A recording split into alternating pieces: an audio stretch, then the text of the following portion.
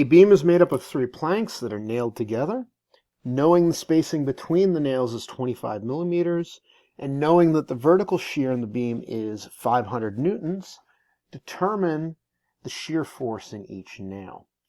So what we're going to do with this one is the same thing that we've done previously.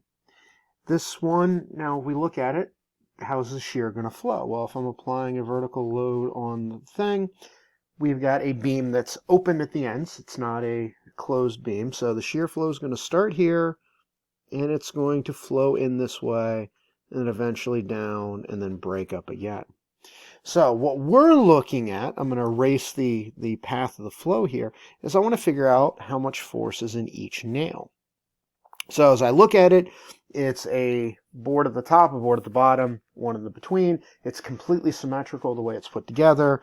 And so where the shear force I'm going to see in the beam is going to be right here. Because where those two boards meet, that's where things are going to slide. That's where our shear force is going to be. It's completely symmetrical, so I know the shear force in that one's going to be the exact same. So we only have to do one of these sides. So how do we put together that solution? Well, we're going to determine the horizontal shear force per length. This is our shear flow on the lower surface of the upper plank. We could do the exact same thing and do the upper surface of the lower plank. It's not going to matter. They're going to be both the exact same. And then after that, we'll calculate out the force in each corresponding nail. And so once again, how do I do that? I take the shear flow, which is going to be a force per length. I'm going to multiply it by the spacing, which will be my length, and that will tell me how much shear force I have in each nail. And then once we have this, this is when we can apply stuff from the beginning part of the class, where I can take that shear force and calculate out what the shear stress in the fastener is. But let's start. Here is our cross-section. We're looking at it. It's built up of 3 different parts. I've got a board here, and a board here. And so the first thing that I want to do is I want to calculate out what the Q is. And so there's what we're eventually going to be doing. Oh, okay, I thought I had a header prompt over there, but I guess not. So the first thing I'm going to do is I'm going to calculate out Q. Now, how do I calculate out Q? Big Q, not little q, sorry. Our Q, our moment of inertia of the transformed area. That's going to be y bar prime A, or let me try that again. Y bar prime times area prime. So what is y bar prime?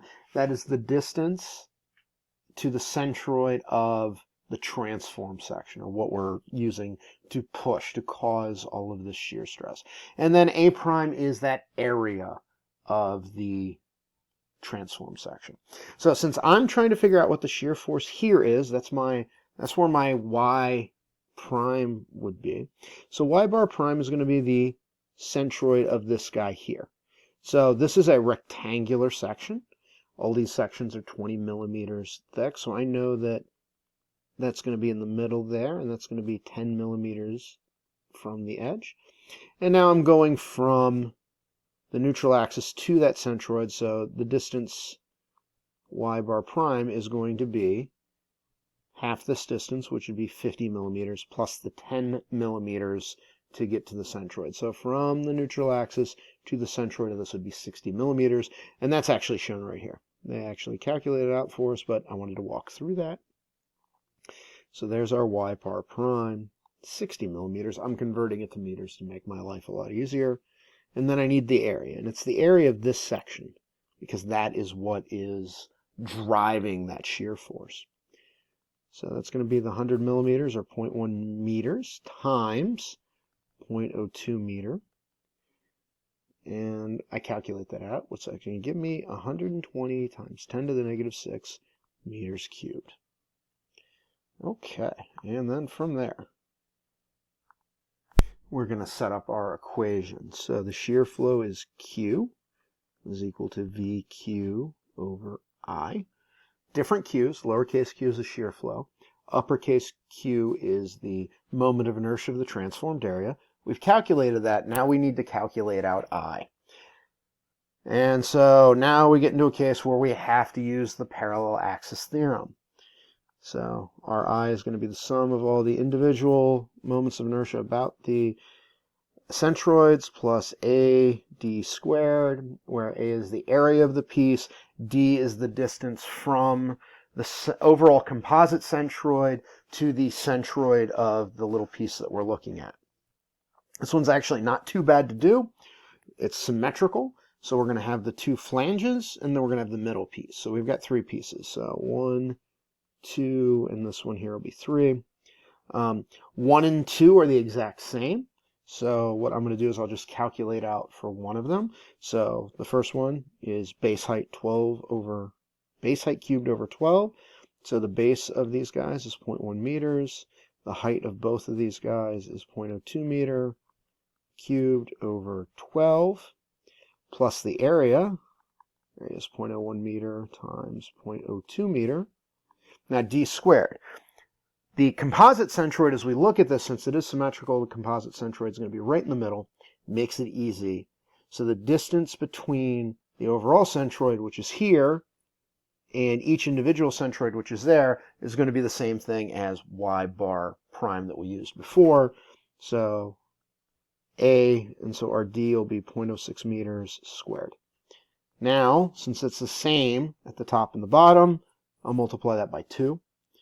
And then I will add to it the influence of the middle guy here. And so what's that going to be? Well, that's going to be the base on him, which is 0.02 meters, times the height, 0.01 meters cubed, times 12. Now, normally I would now take it and I would add to that the area of that piece, and then the distance. But I'm not going to bother with it because piece 3's centroid is in the exact same place as the composite body centroid, so d is going to be 0, so that part of the term is going to fall off. Since it's all symmetrical about that and their centroids sit in the same spot, it doesn't add any extra moment of inertia for being off of the composite body center. Because you're going to need to remember, what is a moment of inertia? It's really just kind of a measure of how easily something spins around an axis. Since you've got these masses that are way off, they contribute more because they're farther away. If we had them all on the same centroidal axis, it makes it it doesn't have as much inertia because there's not as much going on.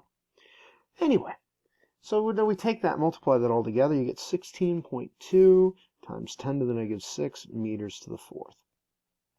So we just plug everything in now. 500 newtons. I have a Q value of 120 e to the negative 6 meters cubed, or 120 micrometers cubed. Divide that by 16.2 times 10 to the negative 6, or micrometers to the 4th. Now, we'll take a look at things and make sure that our units are right, because our unit should be a force per unit length. Meters cubed here leaves me with meters. That means my units that I'm going to have left are newtons per meter. Great, because that's exactly what I expect. 3,704 newtons per meter. Now, it sounds like a lot, but if you think about it, a meter's pretty big, and a newton's pretty small. So it's not terribly a lot of force. Okay, and remember, so how we've calculated out our force. Before I go on to that, looked at the last example. Remember, we divided this by 2 because we had 2 different areas over which this was going. This only acts on one area, right there. So all of that force is in that one area because it's not sharing it with anybody else. It's just that one area. So that force is going to be Q times the length between the fasteners, 3,704 newtons per meter.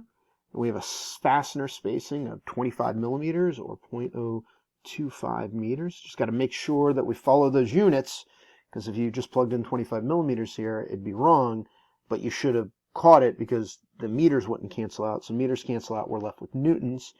So the entire force in this is going to be 92.6 newtons. So in every nail along there, there's going to be 92.6 newtons of force. Same thing down here on this one. Why? Because it's symmetrical. I know if I run this analysis again, I'm going to get the exact same number. How would things have been different? Well, if it was put together a little bit differently, and maybe, we had an I-beam that was here, and then we plugged on 2 little pieces of wood there, and then had 2 screws there, we'd have to do something else. But right now, it's all completely symmetrical, so we know that the top nail and the bottom nail are going to see the exact same thing.